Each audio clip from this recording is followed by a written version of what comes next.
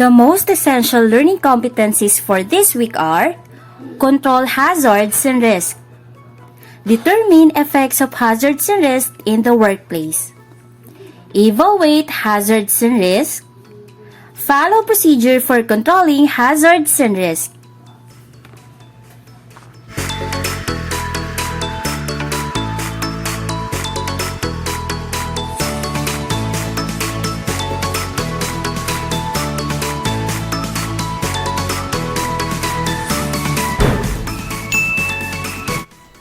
Good day, Calabarzon students! Welcome to Quarter 3, Week 8 of TIL E7 Electrical Installation and Maintenance. This is Teacher Jess of Imus National High School, Schools Division of Imus City. On the last week episode, we learned to identify hazards and risks in the workplace. For this week learning task, you need to control hazards and risks in the workplace. Before going through this lesson, answer the following questions. 1. Reflect on the effects of COVID-19 to the people. How did it affect the students like you? Number 2. What are the ways to prevent yourself from getting infected of the virus? Let us determine how much you already know about controlling hazards. Take this pre-assessment test.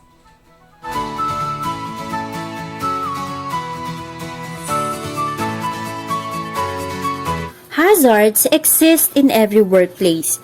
By identifying hazards and risks, we will be better prepared to control or eliminate them to prevent accidents, injuries, property damage, and even death. Process of controlling hazards. Identify the hazard.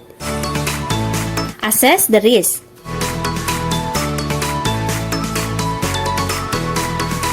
Eliminate the hazard or risk. Administrative controls. Provide personal protective equipment or PPE.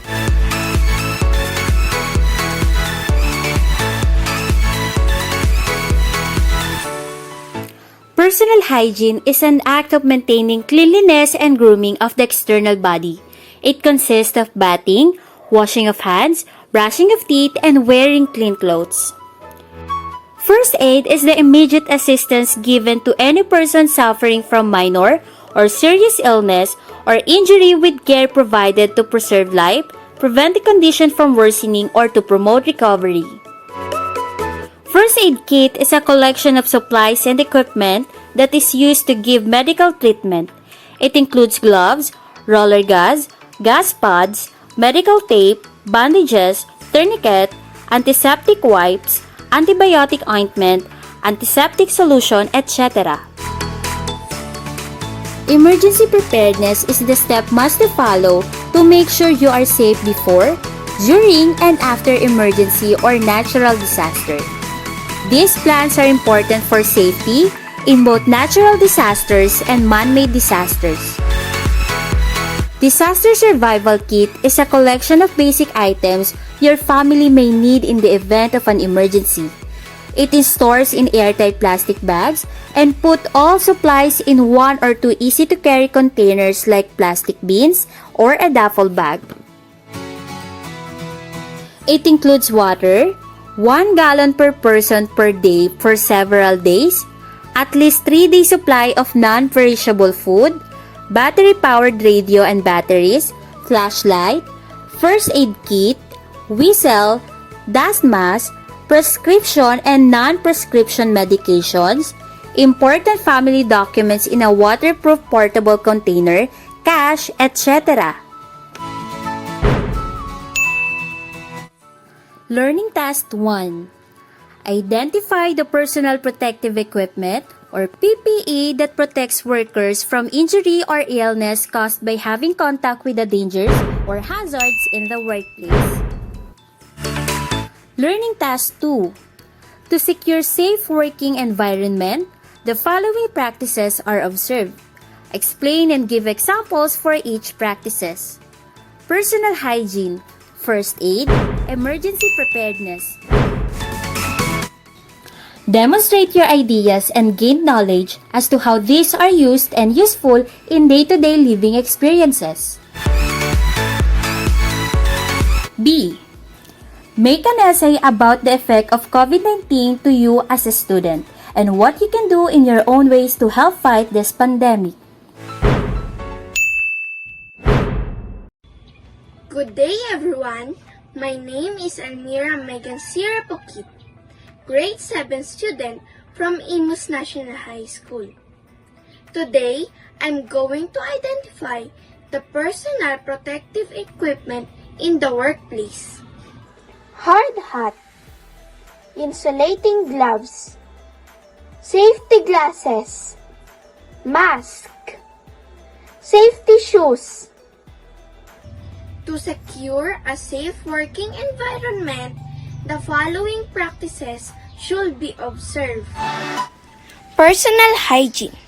I take a bath every day and wear clean clothes. I wash my hands at least 20 seconds and I keep my nails short. I brush my teeth every meal, especially before sleep at night. First aid.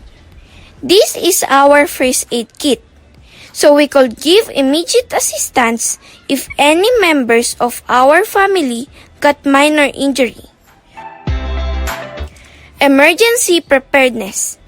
If emergency happens, our family prepared survival kit in this waterproof backpack. Here are the process of controlling hazard, especially on COVID-19 as hazard. Identify the hazard. Know the possible source of harm or injuries. Hazards should be clearly identified in order to control the chance of being harmed or experience an adverse health effect. Assess the risk. The process of controlling hazards wherein we need to assess and evaluate the risk associated with the hazards and determine the possible ways on how to eliminate the possible risk caused by the hazard. Eliminate hazards or risk. It is the process of removing hazard from the workplace. Just like the COVID-19, the health experts and concerned organizations are on the process of thinking possible ways to end this global health. Administrative control. These are changes in work procedures, policies and rules, supervision and schedules with the goal of reducing exposure to hazardous situations just like the IATF rules in response to the pandemic, such as a work-from-home arrangement for employees and distance learning. Personal protective equipment.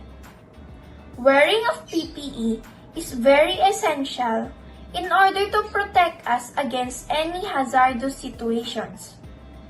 For COVID-19 pandemic, wearing a face mask and face shields are strictly implemented to avoid spread and protect us from virus. Thank you. This is Almira Megan Sirapokit and I hope you also learned something in this video. Congratulations for completing the episodes of electrical installation and maintenance. Always remember, never stop learning because life never stops teaching. Again, this is Teacher Jess. Stay connected to Pivot TV, your quick guide to learning.